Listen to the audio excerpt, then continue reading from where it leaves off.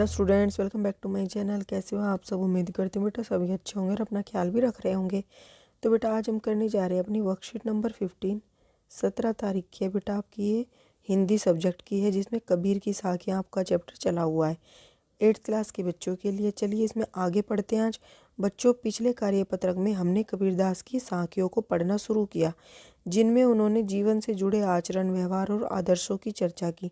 आपकी पाठ्यपुस्तक के पाठ कबीर की साखियाँ से हम आज अगली 2 साखियों को समझने का प्रयास करेंगे। आइए पढ़ते हैं। और ये वाली डिटेल बेटा हम पहले वाले उसमें भी पढ़ चुके हैं वर्कशीट में, ठीक है।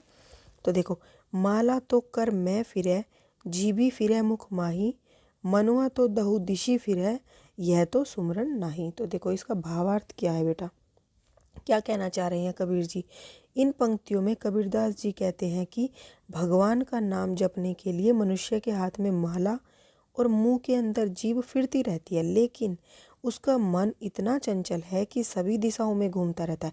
वो अपने हाथ को भी कंट्रोल कर सकता है, जीभ को भी कर सकता है, लेकिन मन पर कंट्रोल उसका नहीं होता, ठीक है। वो घूमता रहता है, पर यह भगवान का नाम नहीं जपता।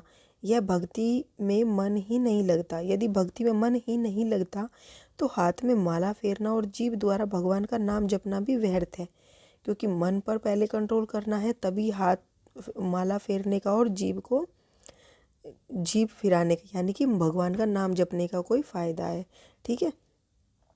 नेक्स्ट क्या है बेटा, कबीर घास न नींद ये, जो पाँव तली होई, उड़ी पड़े जब आँखी में खरी दुहेली होई।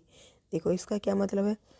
इन पंक्तियों में कबीरदास जी चेतावनी देते हुए कहते हैं कि हमें घास को कमज़ोर, छोटा और बेकार समझ अपने पैरों तले रौंदकर उसकी निंदा या अपमान नहीं करना चाहिए।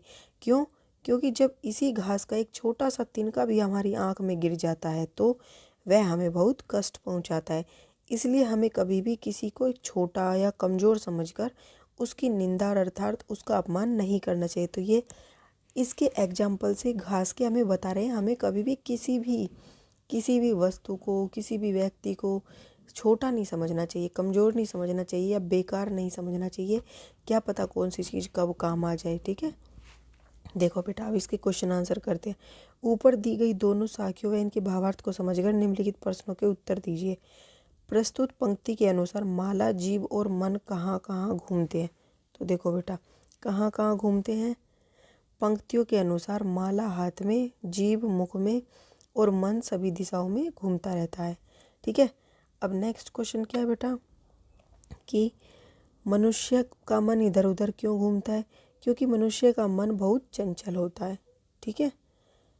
नेक्स्ट क्वेश्चन है बेटा, कबीरदास जी घास की निंदा से क्यों मना करते हैं। तो देखो वो क्यों करते हैं, क्योंकि यहाँ से लिखोगे बेटा, क्योंकि जब घास का एक छोटा सा तिनका आँख में गिर जाता है तो वह बहुत कष्ट पहुंचाता है। इसलिए हमें कभी किसी को छोटा, कमज़ोर समझकर उसकी निंदा अर्थात उसका अपमान नहीं करना चाहिए।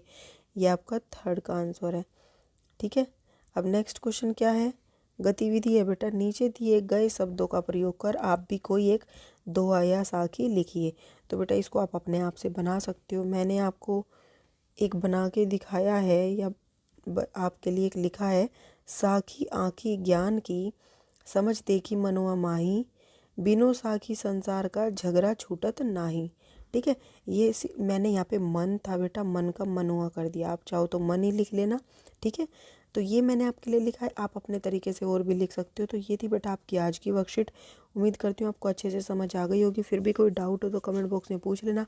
इस वीडियो में इतना ही। अपना नेक्स्ट टॉपिक हम अपनी नेक्स्ट वीडियो में करेंगे। तब तक के लिए ऐसे हंसते रहिए, मुस्कुराते रहिए, पढ़ते रहिए और आगे बढ़ते रहिए। Thank you.